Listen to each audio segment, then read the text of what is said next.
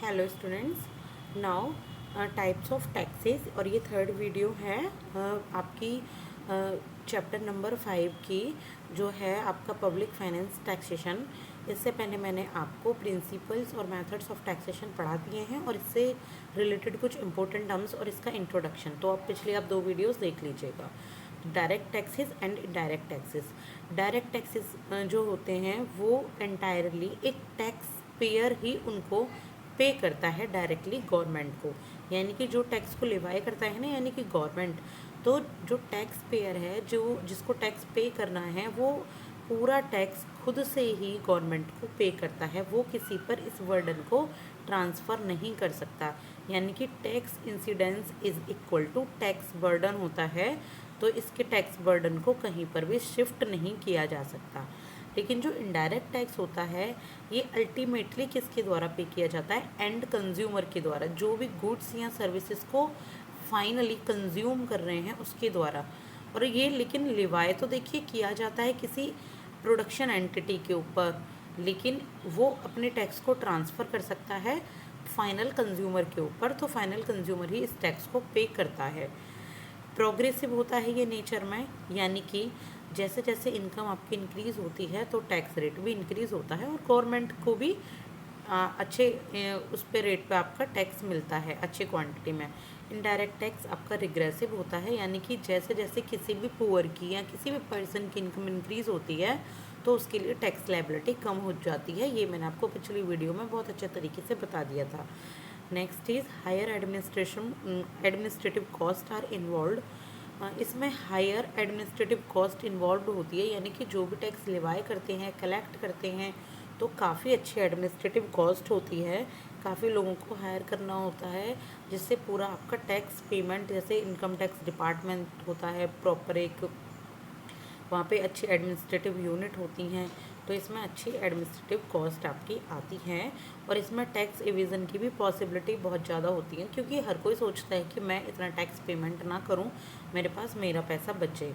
लेकिन इसमें laser administrative cost है, सीधे फाइनल कंज्यूमर के ऊपर आपका टैक्स का बर्डन आया और वो डायरेक्टली एमआरपी या रेट पर आपका टैक्स पे कर रहा है, उसको पता भी नहीं लगता, और वो इजीली प्रोडक्शन कंपनीज़ के पास जा रहा है जिसके ऊपर लिवाई हुआ है, और वो वहाँ से अपना टैक्स पे कर देता है।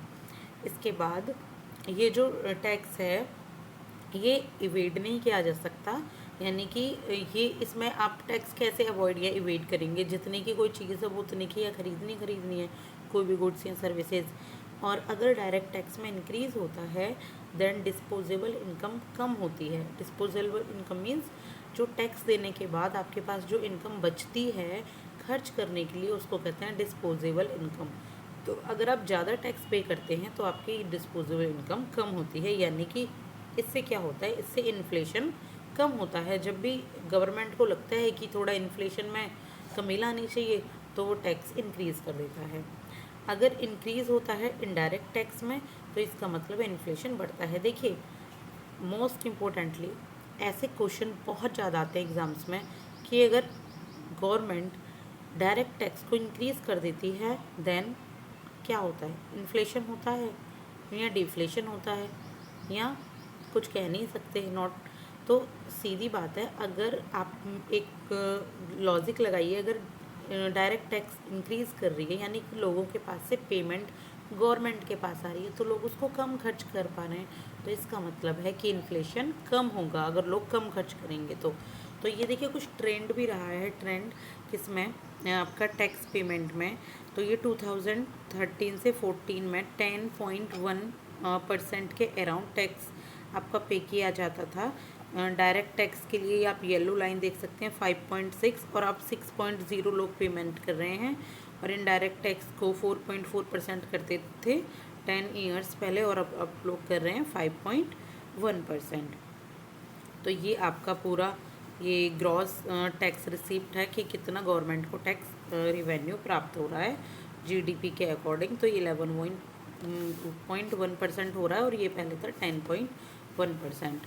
तो की ऑब्जर्वेशन है कुछ कि अगर डायरेक्ट टैक्सेस का जो शेयर है वो टोटल जितना भी टैक्स रिवेन्यू है उससे 50% ज़्यादा है, यानी कि डायरेक्ट टैक्स आपका जो आपकी इनकम है, जो आपका टोटल टैक्स रिवेन्यू है, अगर उससे ज़्यादा है तो this is direct tax is greater than IDT indirect. ये आपका इनकम टैक्स है, disposable income to achieve distribution objective.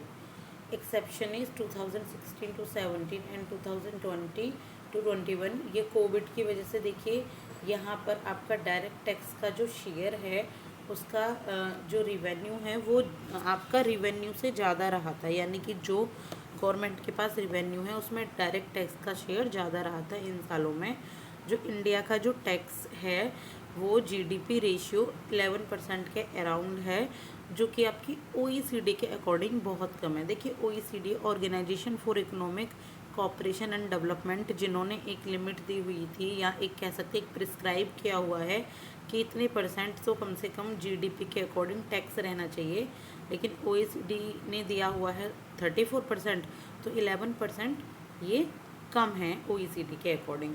तो ये आपकी है principles and types of taxes के बारे में थोड़ी छोटी ही व्लॉग है आपका। नेक्स्ट मैं आपको पढ़ाऊँगी डायरेक्ट टैक्सेस के बारे में एंड इनकम टैक्सेस के बारे में एंड कॉरपोरेट टैक्स के बारे में। तो नेक्स्ट मैं आपको ये पढ़ाने वाली हूँ and this is minimum alternate tax, MAT, capital gain tax and digital service tax. तो मे बी ये वीडियो आपकी 10 मिनट से ज़्यादा की हो जाए, क्योंकि ये काफ़ी पूरा डायरेक्ट टैक्स का सारे ही कॉन्सेप्ट इसमें दिए गए हैं। और प्लीज़ आप इसको ज़रूर देखिएगा, क्योंकि ये बहुत बहुत बहुत इम्पोर्टेंट है। आपके वो जितने भी यूपीएससी और स्टेट पीएससी से रिलेटेड जितने भी कॉन्सेप्ट हैं सिर्फ वही क्लियर हैं, इसमें बहुत फालतू का कुछ दिया ही नहीं हुआ है। तो thank you so much, like and subscribe if you really like my video. Thank you.